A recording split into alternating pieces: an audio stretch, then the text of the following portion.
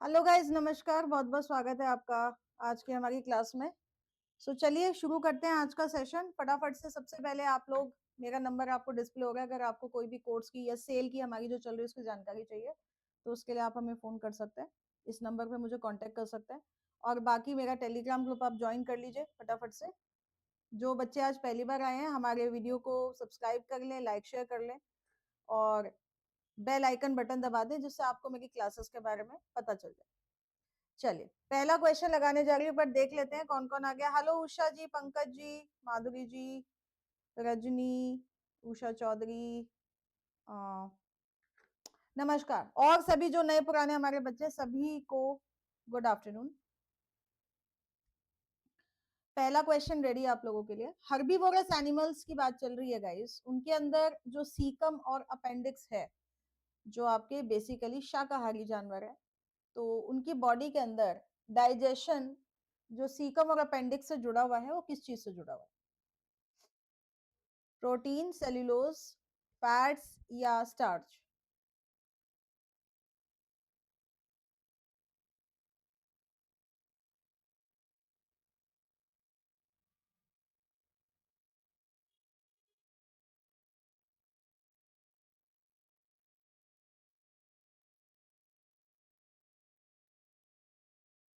सबसे पहली बात तो गाइस, इनके पास सीकम और अपेंडिक्स में ही एंजाइम्स होते हैं। यस, बिल्कुल सही, डी सेल्यूलोज। ठीक है, तो एक्चुअली में जो एंजाइम है सेल्यूलेज, सो वो आपका यहीं पे इसी एरियाज में प्रेजेंट होता है। स्पेशली रूमिनेंट एनिमल की बात चल रही है। Hello Anju, Anju ji, Sushila ji, good afternoon. Rajni ji, good afternoon. Good afternoon. Yes, beta glycosidic bonds को तोड़ देंगे, बीटा 1,6। ठीक है, चलिए वेरी गुड। अगला क्वेश्चन आ रहा है हमारे पास, हमें मैचिंग करना है nuclear membrane to lysosome, Golgi apparatus और cell membrane and single layered.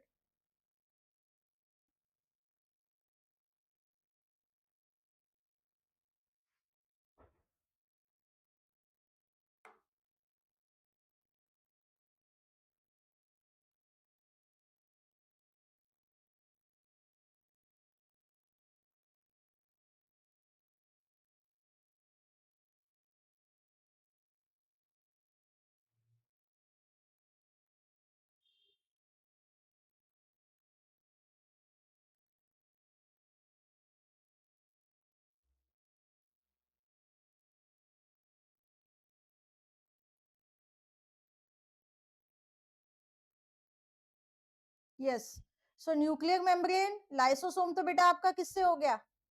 Golgi apparatus, cell membrane,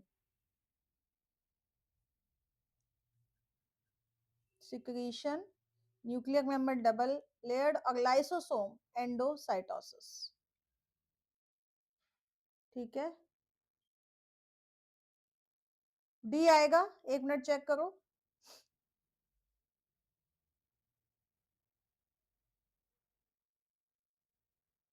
guys cell membrane भी हमारी सिंगल लेयर्ड है।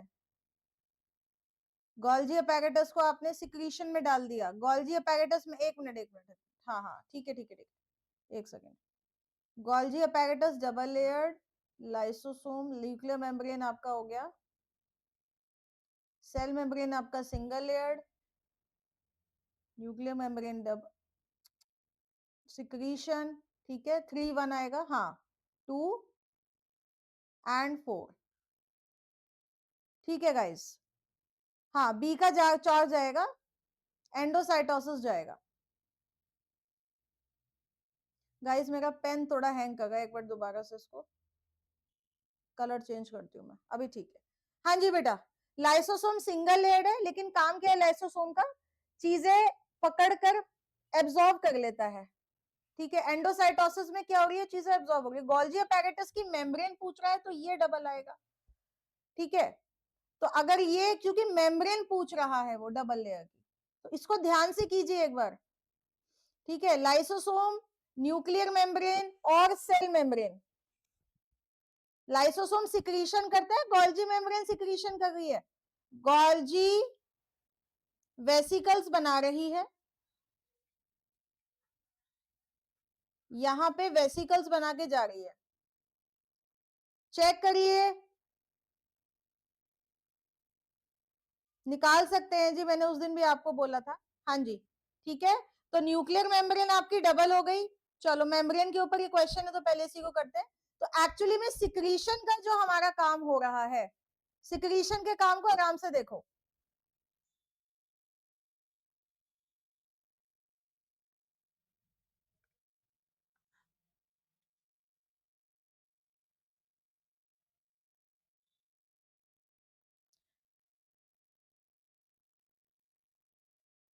ठीक है, कवर्ड है।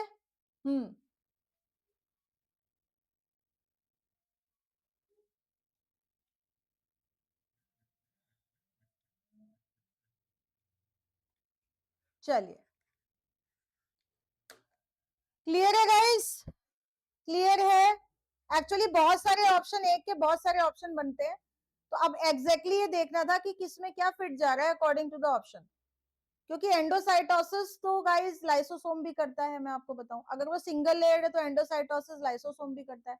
गोल्जी अपैरेटस की मेम्ब्रेन भी डबल लेयर्ड है, और गोल्जी अपैरेटस सिक्रीशन भी कर रहा है। ठीक है, सेल मेम्ब्रेन आपका सिंगल लेयर्ड है, लेकिन काम वो भी वही कर रहा है। न्यूक्लियर मेम्ब्रेन भी डबल लेयर्ड है। ठीक है, तो हम न्यूक्लियर मेम्ब्रेन के अकॉर्डिंग इसको लगा देंगे। एक्चुअली में एक के दो दो आंसर्स बन रहे हैं यहाँ पर।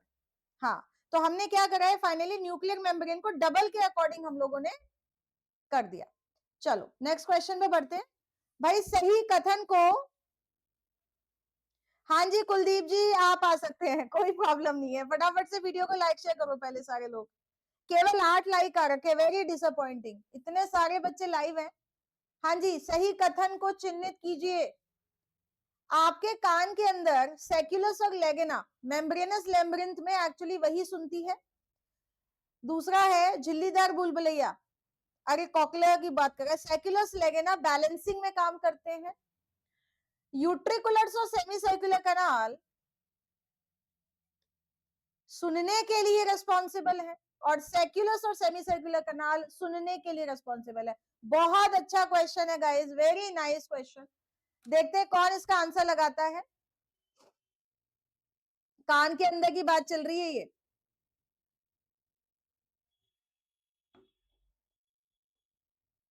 The seculus and legena of the membranous labyrinth are responsible for hearing or for equilibrium, or utriculus and semicircular canals are responsible for hearing, or seculus or semicircular canal are responsible for hearing.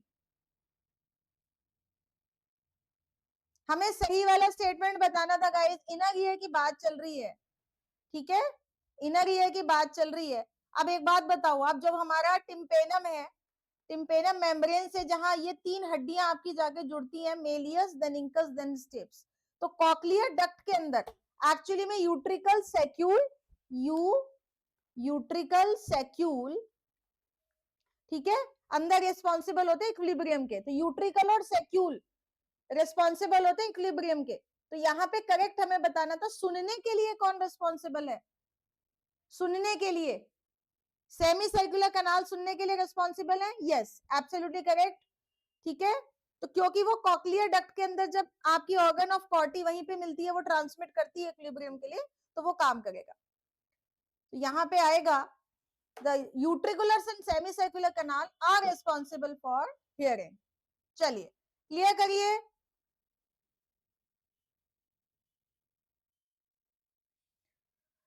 Actually में यहाँ पे तीनों ही आते हैं, utricle secular और लेगेने, ये तीनों आते हैं गाइस। तीनों ही बैलेंसिंग और इक्विलिब्रियम, बॉडी कंट्रोल, कोऑर्डिनेशन, इन सब का काम करते हैं, यूट्रिकल और जो सेक्यूल होते हैं।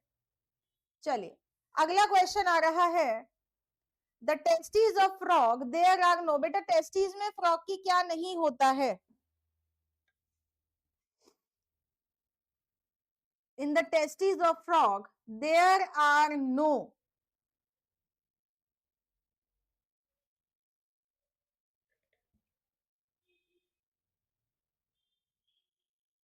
Sertoli cell, spermatocyte, spermatid and interstitial cell.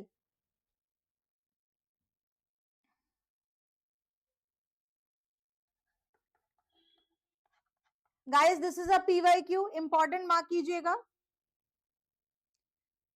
हाँ जी, in the testes of the frog there are no Sertoli cells, spermatocytes, spermatid and interstitial cell.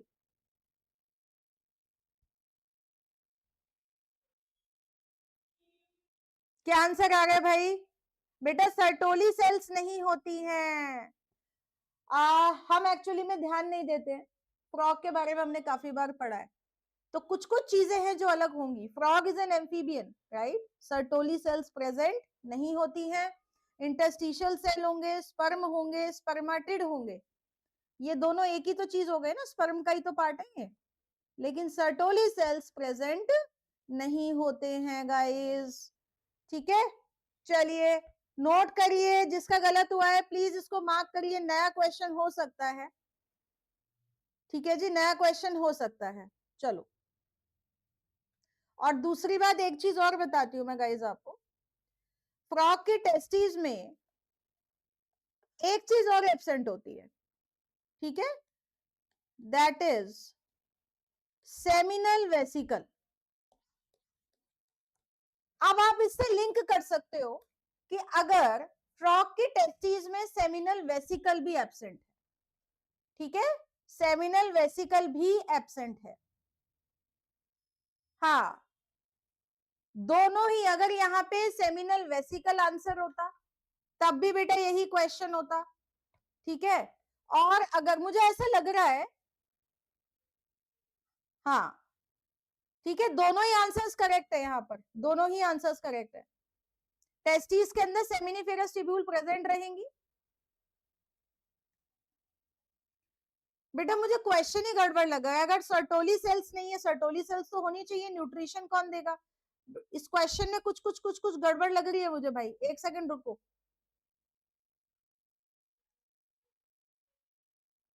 हम्म, हाँ सेमिनल वेसिकल तो पक्का पक्का, वो तो मैं पढ़ाती हूँ फ्रॉक को, मुझे पता है, ठीक है? सेमिनल वेसिकल तो होती नहीं है, और चूंकि बेटा एक्चुअली क्या होता है ना, इसकी तो जो टेस्टीज है वो भी आपको पता है कि किडनी में से ही पास आउट होती है ना? तो सर्टोली सेल्स भी जो है एक्चुअली में वो नरिशमेंट का तो काम कर रही है, लेकिन वो मॉडिफाइड होती है, प्योर ऐसे नहीं होता जैसे हमारे अंदर होता है, मॉडिफाइड होती है गाइस, ठीक है, मॉडिफाइड। चलिए अगला क्वेश्चन आ रहा है, और बेटा देखो स्कॉलियोडॉन का क्वेश्चन है, जरा आराम से करिएगा। The male scoliodon is differentiated by the female, एक मेल डॉग फिश है, एक फीमेल डॉग फिश है, आप दोनों को बेटा किससे पहचानोगे? आप दोनों को किससे पहचानोगे?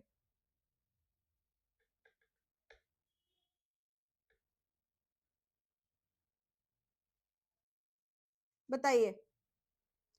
Barbels, placoid cells, claspers and rough integument.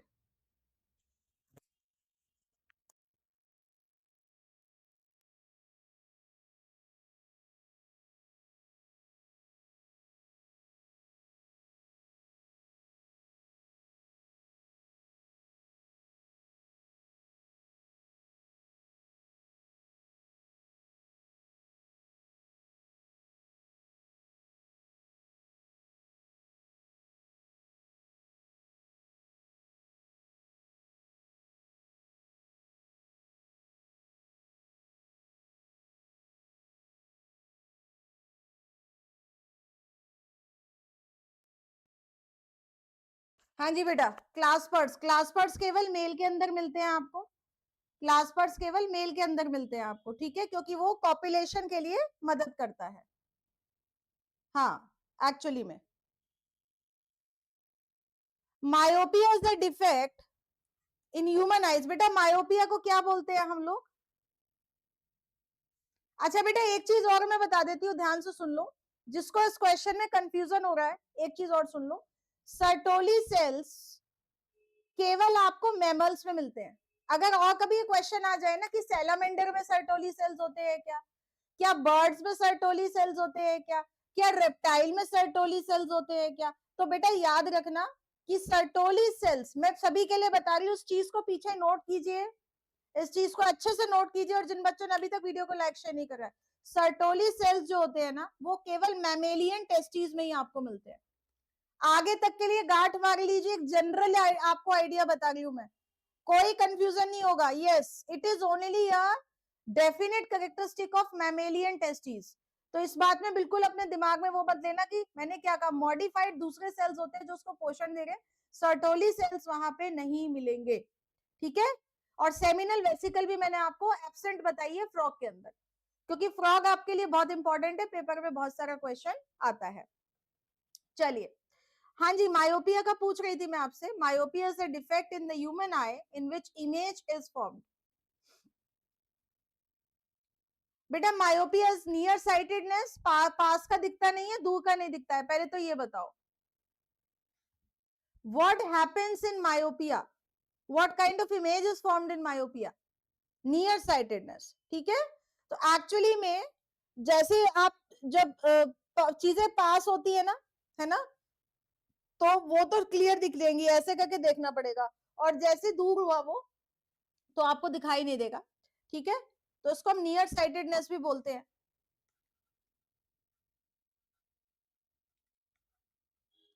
Right. Actually में क्या हो रहा है, जो कॉर्निया है, मायोपिया ये सब क्यों हो जाता है, ठीक है, तो वो आई बॉल जो है वो बेंड, इम्परफेक्टली बेंड हो जाती है। यस, बी आएगा। और आप इसको कैसे बनाते हो बेटा, कॉनकेव लेंस, ठीक है, क्योंकि अगर आपकी आंख 6x6 की होती है तो फोकस कहाँ बनता है, रेटिना पे।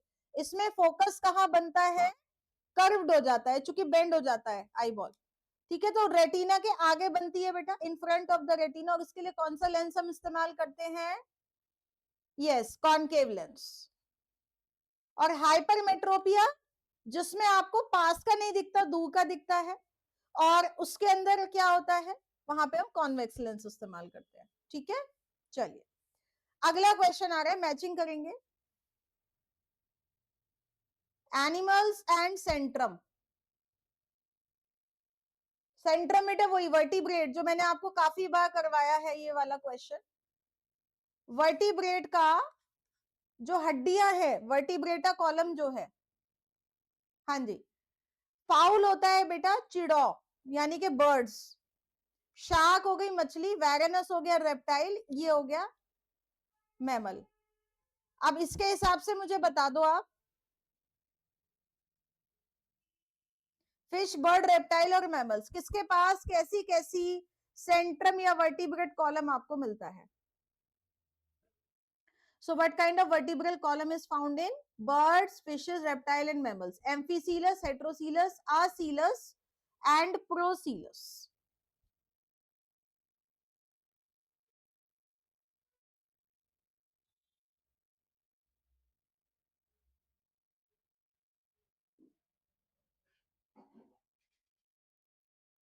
बताओ बेटा, बताना शुरू करो। चलिए, बर्ड्स में आता है बेटा हेट्रोसीलस, ठीक है। फिश में आएगा एम्फीसीलस, अभी मैंने पीछे भी आपको बताया था। रेप्टाइल में कैसा मिलेगा, रेप्टाइल में बताओ,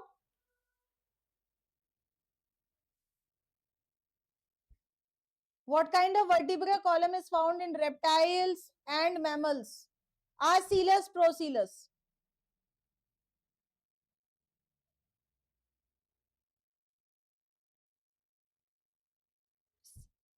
बेटा दोबारा चेक करो, आसीलस जिसमें कोई कट नहीं होगा, ठीक है, आसीलस में कोई कट नहीं होता है, इसलिए उसको आसीलस बोलते हैं हम लोग। चलिए, बी आएगा ऑप्शन, सबने गलत कर दिया है, सबका गलत हो रहा है ऑप्शन, सबका गलत है, ठीक है। जितने भी आपके रेप्टाइल्स है बेटा, दे आर बेसिकली प्रोसीलस। प्रो माने एंटीरियर, आगे, आगे की तरफ कॉनकेव, उसको हम बोलते हैं प्रोसीलस। और हमारी जो वर्टिब्रा होती है वो दोनों तरफ से चपट्टी होती है, दोनों तरफ से, flat on both ends, flat ends, ठीक है, इसलिए हाँ, ठीक है ना जी, नोट करिएगा इसको।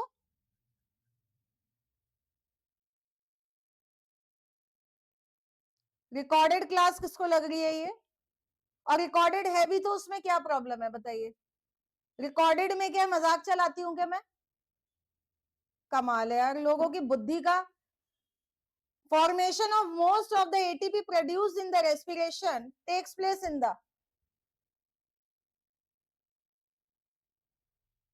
Krebs chakra, terminal respiratory pathway, ornithine cycle and none of the above।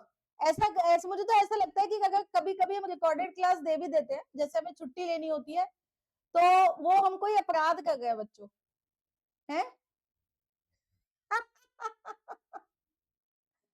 हो सकता है मैं फ्राइडे को फिर आपको रिकॉर्डेड क्लास दूं, इट मे बी पॉसिबल। चलिए, हाँ जी बेटा, ज्यादातर एटीपी जो रेस्पिरेशन में आप बनाते हो वो कहाँ मिलता है? हेलो रितिका।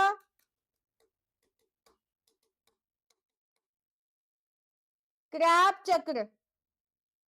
अरे पंकज जी, रिकॉर्डेड करना कोई गुनाह कोई है? कोई तिहाड़ जेल की सजा कोई हो जाती है उसमें? फ्राइडे। चलो, कहाँ पे बना रहे हो बेटा? ज्यादातर एटीपी क्रैप चक्र में बना रहे हो या आपका ईटीएस में बना रहे हो, इलेक्ट्रॉन ट्रांसपोर्ट चेन में बना रहे हो, ऑर्थिनिन साइकिल में बना रहे हो, कहाँ बना रहे हो? आप जब पूरा क्रैप चक्र और पूरा आप फाइनल एटीपी काउंट करते हो, so how much ATP is formed in the Krebs cycle and how much ATP is formed in the respiratory pathway or the ETS? तो एक्चुअली में पूरा सेल्यूलर रेस्पिरेशन के अलग अलग पाथवे हैं, ठीक है? तो अब क्रैप चक्र में बेटा आप कितने एटीपी बनाते हो? 10 एटीपी बनाते हो आप, ठीक है? हर टर्न पे 10 एटीपी बनाते हो। और ईटी इसमें कितना बनाते हो बेटा? ईटीएस में कितना बनाते हो? 2 एटीपी, ठीक है? तो यहाँ पे ज्यादा एटीपी कहाँ बना हमारा? क्रैप चक्र में बना। 10 एटीपी बनता है in the one cycle of, वो sorry, one cycle of glucose,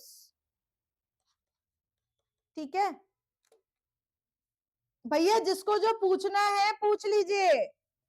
अभय जी पूछना है पूछ सकते हैं, कोई प्रॉब्लम नहीं है। और अगर कभी कभी आपको मेरी रिकॉर्डेड क्लास मिल भी जाती है, जैसे मुझे कुछ काम होता है, मैं कई बार sometimes I provide the recorded classes, जिससे जो नए बच्चे एटलीस्ट उनका रिवीजन हो जाए, तो उसमें कोई बुराई नहीं होती है। क्रैप चक्र में आप साइट्रिक एसिड से आइसोसाइट्रिक एसिड पे कैटलाइजेशन करते हैं। कुछ नहीं पूछना है। अरे कुलदीप जी क्या बात है। क्रैप चक्र में बेटा सिट्रिक एसिड टू आइसोसिट्रिक में कौन सा वाला आप एंजाइम इस्तेमाल कर गए हो? 8 स्टेप की होती है क्रैप चक्र, 8 स्टेप साइकिल है, इसमें हम लोग 8 एंजाइम्स का इस्तेमाल करते हैं, ठीक है? उसमें फ्यूमरेज, अकॉर्टिनेज, सक्सिनेट, आइसोसिट्रेज, हाइड्रोजिनेज, बिल्कुल पूछ सकते हैं। चलिए बताइए। In Krebs chakra, the conversion of the citric acid to isocitric acid is catalyzed by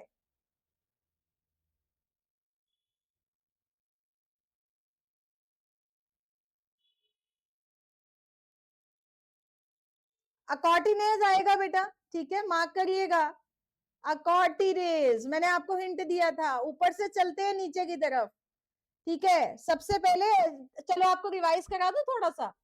acetyl coenzyme में तो पहले वो जाता है सिट्रेट की तरफ, ठीक है?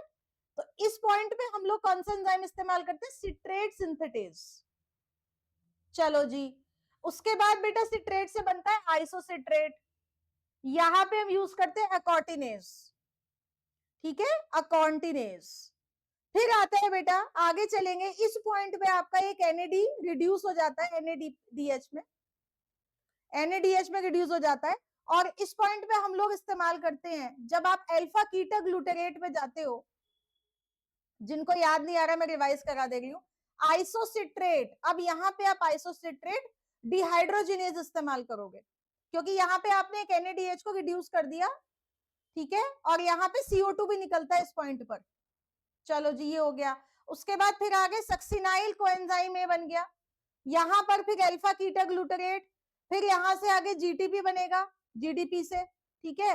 फिर वहां पे सक्सिनल कोएंजाइम है, फिर सक्सिनेट, और उसके बाद सक्सिनेट डिहाइड्रोजनेज, फिर लास्ट में फ्यूवरेट, देन मेलेट। और मेलेट के बाद अंतिम जब फाइनली साइकिल रिकवर होती है ऑक्सैलो एसीटेट एसिड में, उस समय हम लोग अल्फा मेलेट डिहाइड्रोजनेज इस्तेमाल करते हैं। ठीक है, तो इस तरीके से पूरा साइकिल चलता है। चलिए अगला क्वेश्चन आ रहा है, एंजाइम इन्वर्टेज हाइड्रोलेज का बताइए फटाफट। अभय जी मुस्कुरा रहे हैं।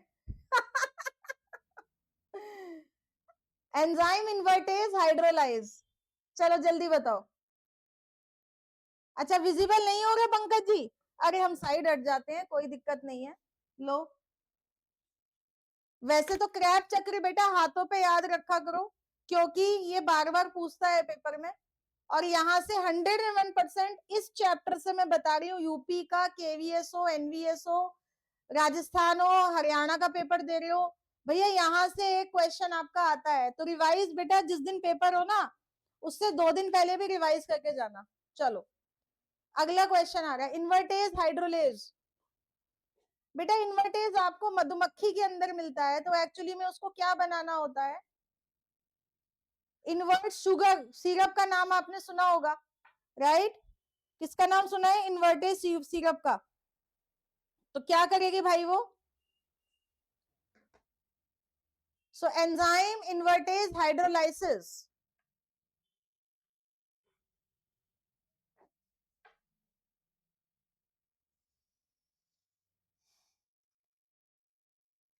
ठीक है, sucrose into glucose and fructose. चलिए इंपॉर्टेंट क्वेश्चन है, मार्क कीजिएगा इसको। अगला आता है, जिन बच्चों ने अभी तक भी वीडियो को लाइक शेयर नहीं करा है कर दीजिए। एंजाइम पेप्सिन की बात चल रही है, act upon food at a pH of approximately, enzyme pepsin act upon food at a pH of approximately। बेटा पेप्सिन एल्कलाइन पे काम करता है या एसिडिक पे काम करता है,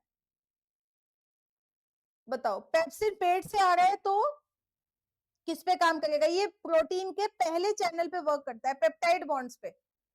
तो पेप्टाइड को पेप्टोन और पेप्टाइड्स पे कन्वर्ट करता है। यस, एसिडिक लेवल पे काम करता है प्रोटीन इनटू पेप्टोन्स, और फिर सेकंड लेवल पे काम करता है ट्रिप्सिन। और ट्रिप्सिन कहां से आता है, पेंक्रियाज की तरफ से एक्टिवेट होता है, अल्कलाइन पीएच पे चलता है 7.7 से 8.4 तक, और इसके बाद ट्रिप्सिनोजन से ट्रिप्सिन कन्वर्ट हो गया, and then it would further work on the peptone and peptides to break into amino acid. ठीक है, किस पे वर्क करेगा गाइस, अमीनो एसिड पे वर्क करेगा। साइड हो गई हूं मैं, आप देख लीजिए। ठीक है, फिर ये वर्क करेगा। तो इस तरीके से पेप्टाइड बेटा, जो प्रोटीन्स होते हैं वो एक बार में नहीं टूटते हैं, उनको 2 टाइम लगता है टूटने में, 2 स्टेप्स में टूटता है, because proteins are complex, right?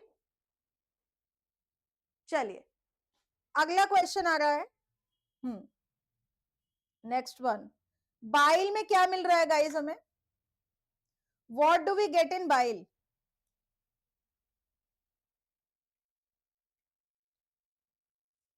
Bile is actually working on the fatty foods.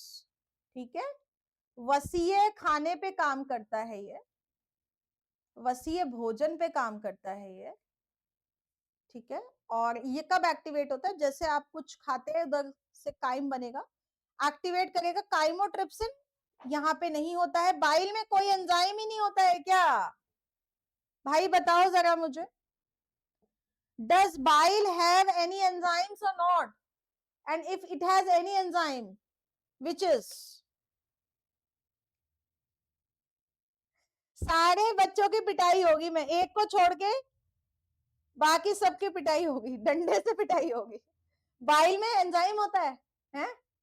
क्यों भाई, एक बात तो बताओ, कोई एंजाइम नहीं होता बाइल, अपने आप में बेटा सॉल्ट होता है, ये एमल्सिफिकेशन करता है, पायसीकरण करता है, जिसको आप हिंदी में पायसीकरण बोलते हो, साबुन का घोल जैसे बना देता है ये फैट को, सोडियम ग्लाइकोकोलेट, मैग्नीशियम ग्लाइकोकोलेट, सॉल्ट दूसरे तरह के होते हैं, it has salt but it doesn't have any enzyme.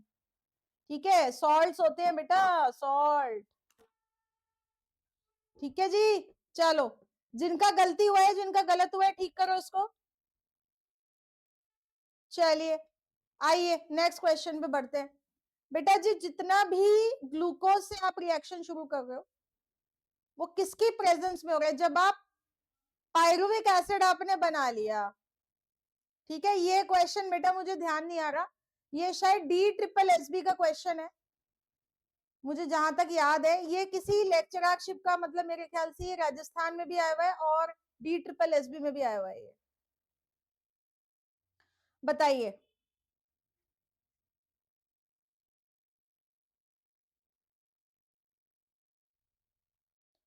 So all the reactions starting from a single molecule of glucose upon the formation of the two molecule of pyruvic acid are accomplished in the presence of oxygen or absence of oxygen. बेटा ये pyruvic acid बीच का intermediate metabolite बोलते हैं उसको। तो यानी कि जब ग्लाइकोलिसिस में बनता है तो क्रैब चक्र में एंट्री करने, तो ये किस में बनेगा? Absence of oxygen. भाई क्या कर रहे हो? एब्सेंस में बनेगा ग्लाइकोलिसिस के दौरान, बाद में एंट्री मारता है ये। It is made by glycolysis, तो it is actually done in the glycolysis. कहां पे होता है? सेल के साइटोप्लाज्म में, साइटोसोल में हो रहा है भाई। तो यहाँ पे तो ऑक्सीजन की जरूरत ही नहीं है, हमको जरूरत ही नहीं है, क्योंकि बैक्टीरिया भी तो ऐसे ही करता है। इस क्वेश्चन को नोट कीजिए। चलो 2 क्वेश्चन बचे हैं बेटा, बस उसके बाद क्लास को फिनिश करेंगे। कैटाबॉलिज्म में क्या क्या आ रहा है? Oxidation of energy rich substances to produce energy and hydrogenation of the substances to synthesize. The last question है guys. Protein reaction leading to the destruction of the cell and the last phase of metabolism. कैटाबोलाइज क्या चीज हो रही है?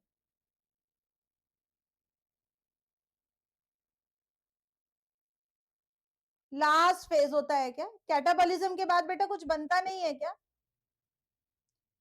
बहुत अच्छा question है, बहुत अच्छा क्वेश्चन है। यस, कैटाबोलिज्म में एक्चुअली में ऊर्जा का अपचयन हो रहा है। ठीक है, कैटाबोलिज्म के अंदर। हाँ बेटा, कल वेडनेसडे है, कल आपका छुट्टी है। ठीक है अभय जी, मैं एक्चुअली जो 12 बजे क्लास कराती हूँ ना 12 PM वाली, उसमें भी हम TGT को फोकस करते हैं, पर उसमें मैं मिक्स क्वेश्चन करवाती हूँ। ठीक है ना, तो आप उसमें भी आ सकते हो। अभय जी आपसे बोल रही हूँ मैं। तो इसका आंसर आएगा बेटा oxidation of the energy rich substances to produce energy, beta oxidation. Very good, very good guys. तो इसी के साथ आज के लिए हमारी छुट्टी गाइस। अब कल बुधवार है, अब आपसे परसों मिलती हूँ लाइव क्लास में। जब तक के लिए अपना ध्यान रखेंगे। Bye bye and take care guys. Thank you so much for joining me in this session. See you on Thursday 12 बजे। Bye bye.